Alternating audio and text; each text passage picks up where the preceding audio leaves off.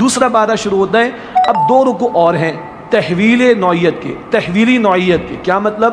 تحویل قبلہ کا موضوع آ رہا ہے، شفٹنگ آف قبلہ، اور یہ شفٹنگ آف قبلہ از سمبل یا سائن آف شفٹنگ آف امہ. بنی اسرائیل معزول اور نبی صلی اللہ علیہ وسلم کی امت کو امت مسلمہ قرار دیا جا رہا ہے، ذہن میں رکھیے. اور بنی اسرائیل کا ذکر پہلے کیوں آیا؟ ہماری عبرت و سبق آموزی کے لیے.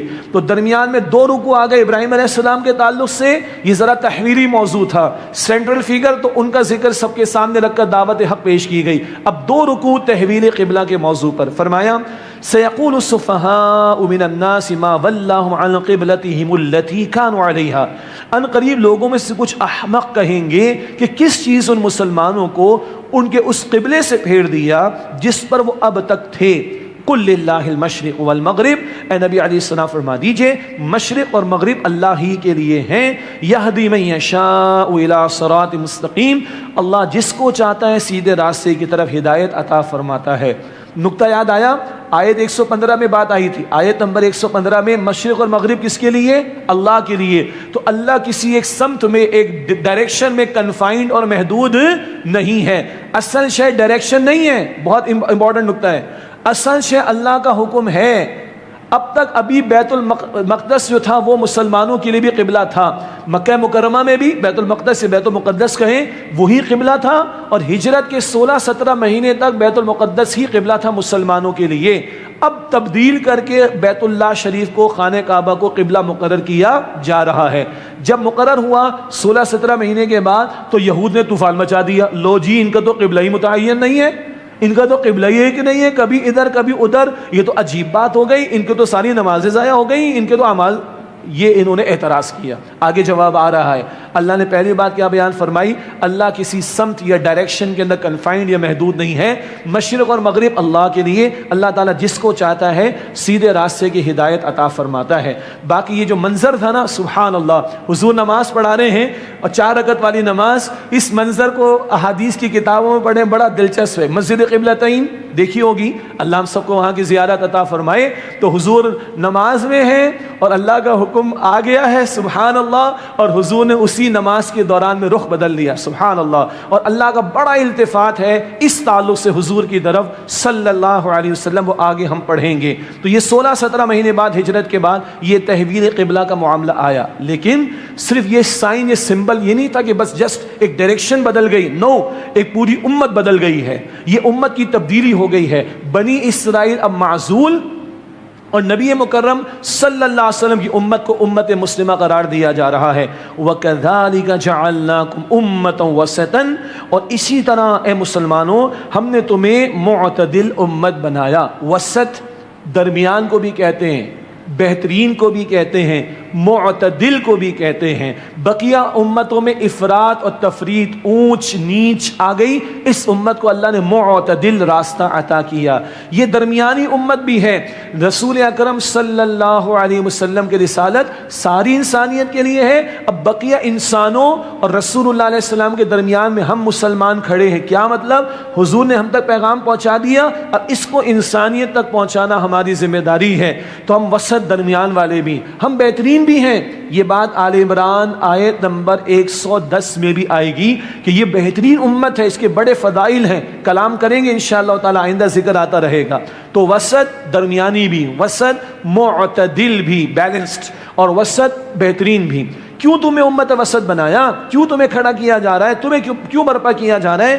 لِتَكُونُوا شُهَدَاءَ عَلَى النَّاسِ، تاکہ تم لوگوں پر گواہ ہو جاؤ. وَيَكُونَ الرَّسُولُ عَلَيْكُمْ شَهِيدًا، اور رسول صلی اللہ علیہ وسلم تم پر شہید یعنی گواہ ہو جائیں. کتنا دلچسپ لفظ ہے. ہم شہید عام طور پر فقط اس کو کہتے ہیں جو راہ خدا میں جان کا نذرانہ پیش کر دے. یہ ٹھیک ہے، مگر شہید کا لفظ بڑا براڈر پرسپیکٹو میں ہے، گواہی دینا. تو حضور نے گواہی ہم پر پیش کر دی اور 23 برس میں پیغام پہنچا دیا. اور حجت الوداع کے موقع پر حضور نے اللہ کو گواہ بنا لیا. اللہ تو گواہ رہے، یہ گواہی دے رہے، میں نے پیغام پہنچا دیا. اور پھر یہ ذمہ داری حضور نے امت کے کاندھوں پر رکھ دی. فَلْيُبَلِّغِ الشَّاهِدُ الْغَائِبَ، آج تم میں سے لوگ یہاں پر موجود ہیں، اس پیغام کو ان لوگوں تک پہنچا دیں جو یہاں پر موجود نہیں ہیں. اور یاد رکھیے حضور نے شہادت بڑی قربانیوں کے ساتھ دی. حضور کے گھر میں 2 مہینے چولہا نہیں جلا ہے. حضور نے کبھی زکوٰۃ نہیں دی، اتنا مال کبھی جمع نہیں ہوا ہے، اور کبھی امت کی ماں اما عائشہ کے پاس ناشتہ پیش کرنے کو کچھ نہ ہوتا تھا حضور کے لیے، اور حضور نے پیٹ پر پتھر باندھے ہیں، حضور نے بیت اللہ شریف کو الوداع کہا، ہجرت فرمائی، حضور نے اپنا خون اطہر طائف کی گلیوں احد کے میدان میں پیش کیا، حضور نے اپنے 70 صحابہ کی جانیں اس احد کے میدان میں دیں، حضور نے پیٹ پر پتھر باندھے احزاب کے موقع پر، حضور نے 23 برس کی جد و جہد میں 259 صحابہ کی جانیں اللہ کی راہ میں پیش کی ہیں، تب اللہ کا دین غالب ہوا ہے۔ شہادت صرف یہ نہیں کہ بس لائیو ٹیلی کاسٹ ہو جائے، ایپس ہم نے بنا دیں اور ہم نے جناب لٹریچر جو ڈسٹریبیوٹ کر دیا، یہ ذریعہ ہے شہادت کا۔ اس شہادت کے لیے دعوت، تبلیغ، نشر، اشاعت، پروموشن، پروپیگیشن سب ٹھیک ہے، اس سب کے ساتھ اللہ کے دین کو غالب کر کے دنیا کے سامنے پریزنٹ کرنا، یہ شہادت حضور نے دی ہے صلی اللہ علیہ وسلم۔ تو 3 باتیں نوٹ کیجئے، اپنے قول سے بھی ہم نے گواہی دینی ہے، اپنے ذاتی کردار سے بھی گواہی دینی ہے، اور اجتماعی جد و جہد برپا کر کے اللہ کے دین کو غالب کر کے دنیا کے سامنے پریزنٹ کرنا ہے، جس کے لیے پاکستان ہم نے حاصل کیا تھا، جو رب نے رمضان کی 27ویں شب میں ہمیں دیا تھا، اور قائد اعظم نے کہا تھا کہ پاکستان ایک تجربہ گاہ ہے، یہ ایکسپیرینس کر کے ہم دنیا کے سامنے پریزنٹ کریں گے، آؤ دیکھو یہ اسلام ہے جو اقبال نے بشارتیں دی تھی، آسماں ہوگا سحر کے نور سے آئینہ پوش، اور ظلمت رات کی سیما بپا ہو جائے گی، پھر دلوں کو یاد آ جائے گا پیغام سجود، پھر جب یہ خاک حرم سے آشنا ہو جائے گی، آنکھ جو کچھ دیکھتی ہے لب پہ آ سکتا نہیں، محو حیرت ہوگی دنیا سے کیا ہو جائے گی، شب گریزہ ہوگی آخر جلوہ خورشید سے، یہ چمن معمور ہوگا نغمہ توحید سے۔ یہ گواہی مجھے اور آپ کو دینی۔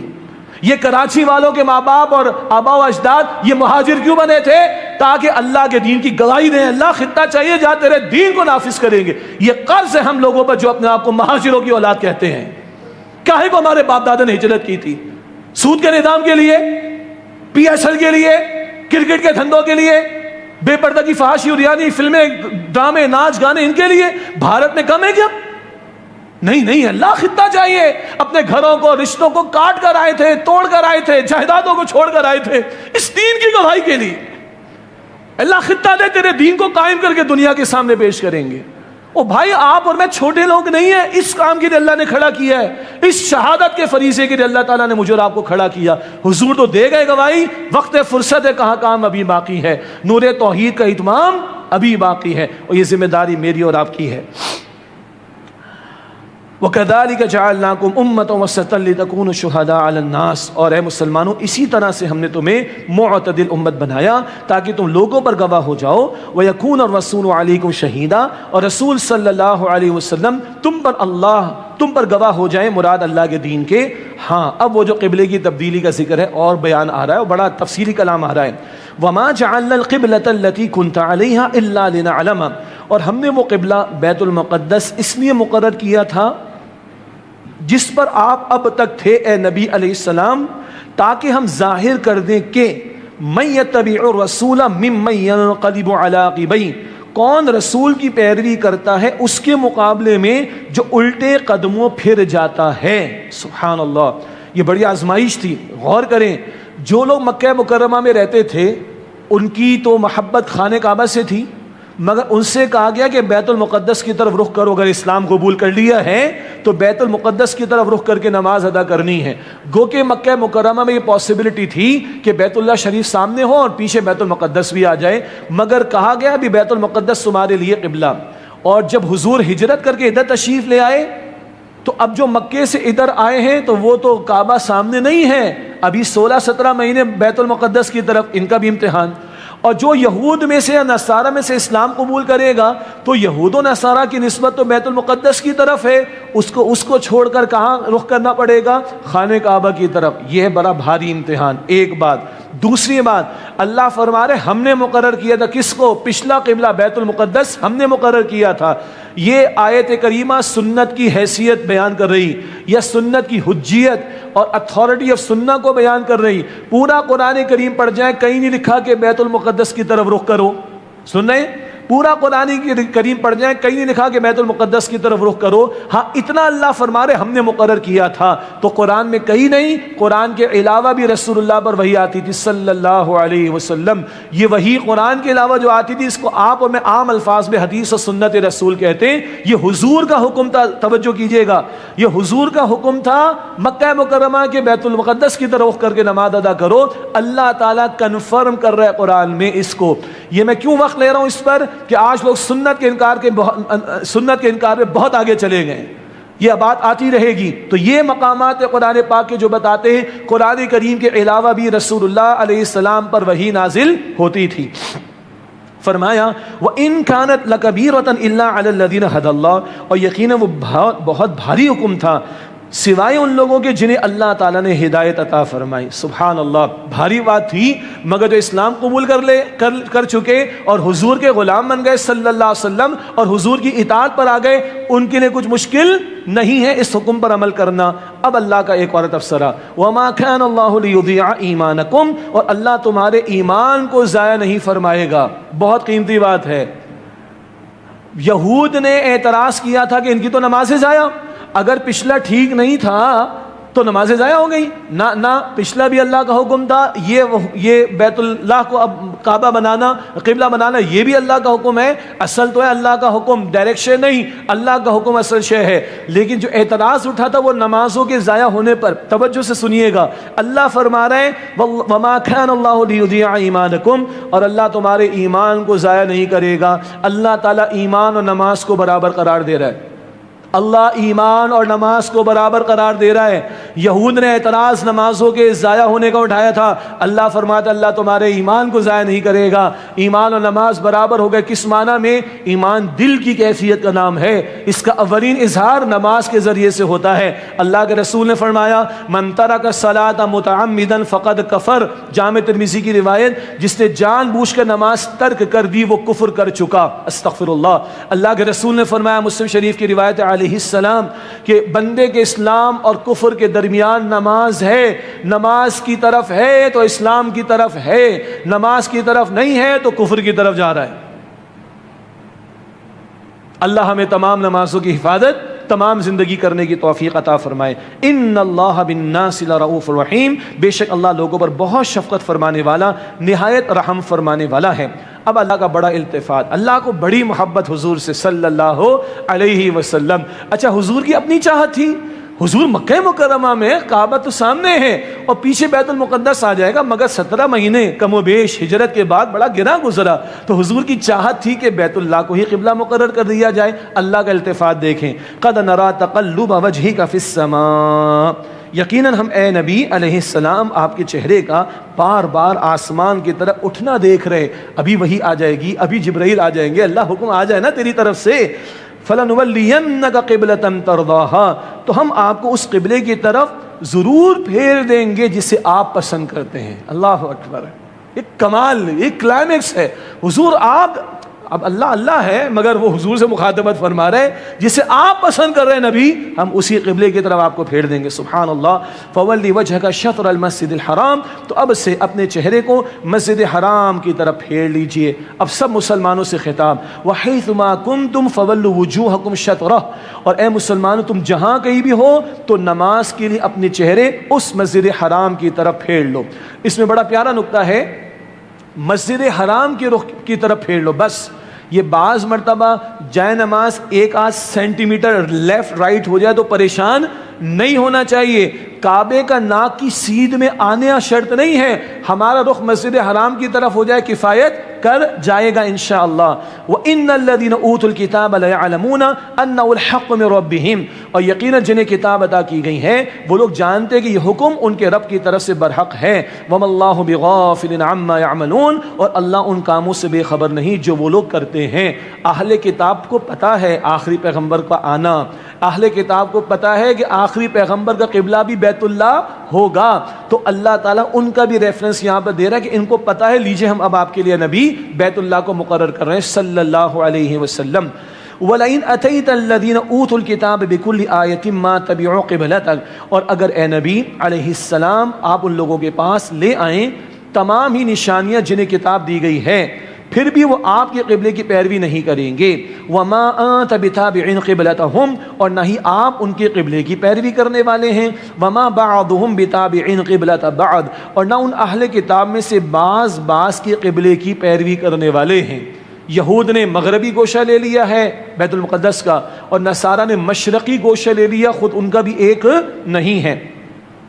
وَلَئِنِ اتَّبَعْتَ أَهْوَاءَهُم مِّن بَعْدِ مَا جَاءَكَ مِنَ الْعِلْمِ، اور اے مخاطب، یہ جینرک انداز میں ترجمہ ہے، عموم کے انداز میں.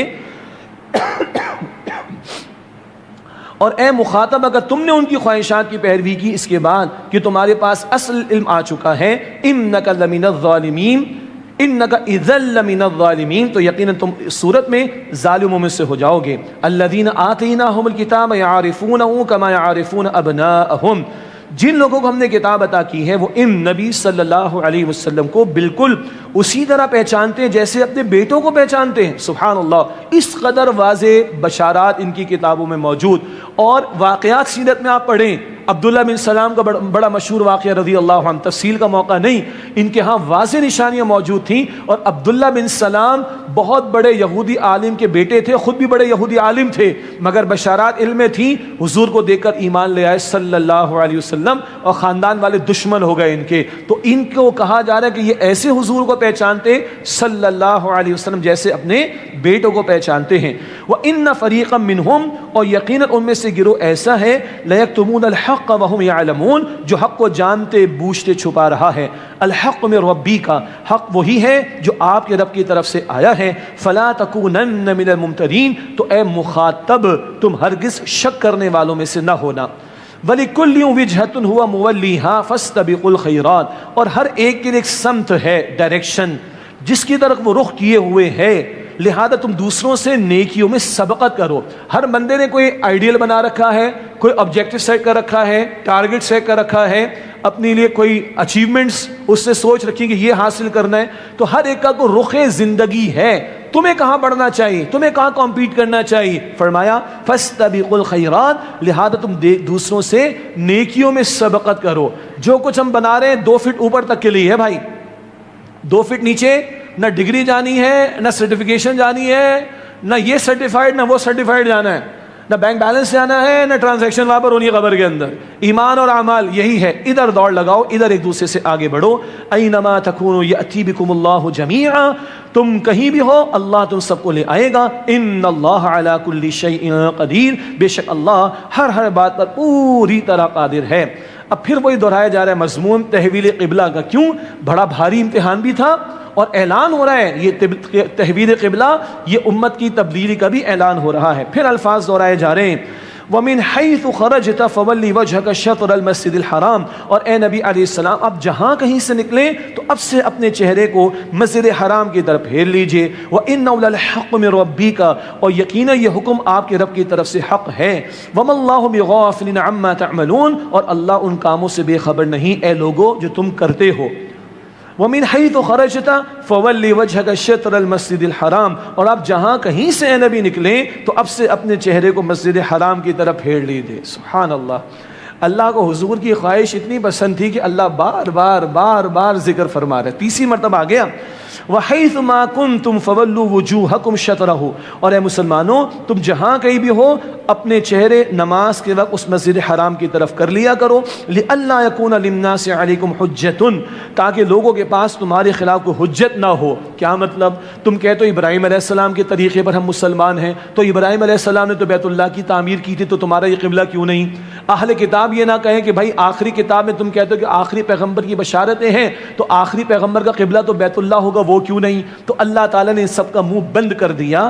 فرمایا کہ اللہ یکون للناس علیکم حجۃ، تاکہ لوگوں کے پاس تمہارے خلاف کوئی حجت نہ ہو. الا الذین ظلموا منہم، سوائے ان کے جو ان میں سے ظلم کریں. تو جو ظلم پر اتر آئے تو پھر ٹھیک ہے، اس کا اپنا حشر نشر ہونے والا ہے، چھوڑیں اس کے حال پر. فلا تخشوہم واخشونی، تو مسلمانوں ان سے مت ڈرو اور مجھ سے ڈرو. اللہ کا حکم آ گیا نا، اب بیت اللہ شریف مقرر، بس ختم. اللہ کے حکم پر عمل میں دوسروں کا خوف نہ رکھو. آج ہمارے حکمران بھی ڈرتے ہیں بیچارے، کیا کریں؟